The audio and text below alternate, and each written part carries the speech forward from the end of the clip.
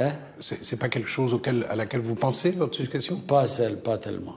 Pas tellement. Vous faites confiance au parti? Voilà. Et puis, on verra avec tous les amis qui sont là, le comité central, le comité exécutif. Nous avons tous les moyens, sans heurter ni personne, ni créer des problèmes là où il n'existe pas. Nous sommes un tout petit pays, on se connaît. Avec sérénité, on va y arriver. La Constitution ne peut pas être modifiée? Hein? La Constitution? Non, pourquoi? Je suis trop vieux. Le problème de l'âge limite? Ah non. Non?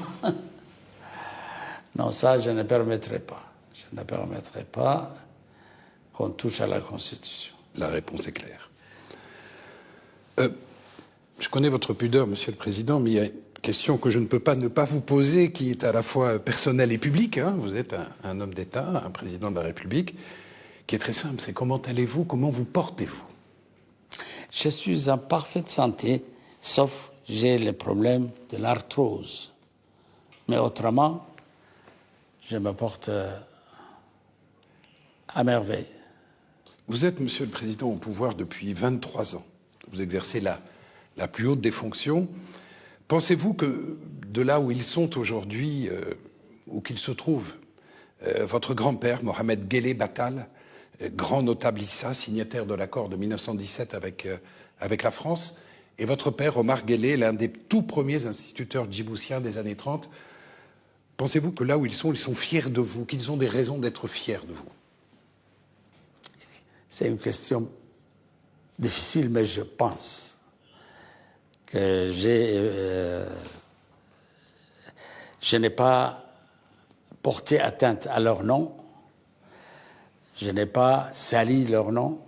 Mon grand-père avait épousé 2 femmes, l'une Afar de la région du Nord et l'une Somalie qui venait comme réfugiée. Il aimait accueillir les gens et faire en sorte que les populations puissent vivre ensemble. Et c'est ça qui a fait en sorte qu'il soit une autorité locale qui mettait les premiers jalons d'un pays. Je souhaite qu'il soit content de moi, alhamdulillah. On sait ce qu'était Djibouti lorsque vous êtes arrivé en fonction, entré en fonction, c'était au mois de mai 1999. On sait ce que Djibouti est devenu depuis et les progrès qui ont été accomplis en 23 ans, Monsieur le Président.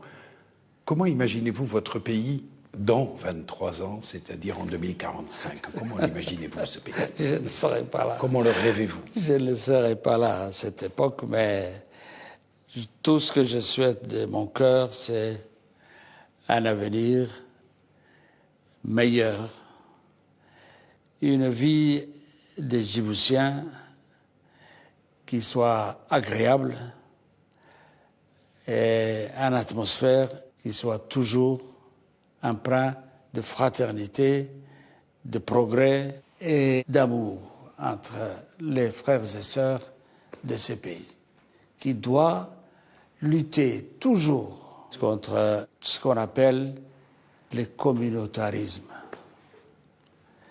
Il faut que la djiboutianité soit préservée et défendue par tous les gens qui sentent qu'ils sont djiboutiens de cœur. Inch'Allah. Merci, Monsieur le Président. Merci de cet entretien, de nous avoir reçu un entretien au cours de laquelle vous n'avez esquivé aucune question, Monsieur le Président. Merci beaucoup.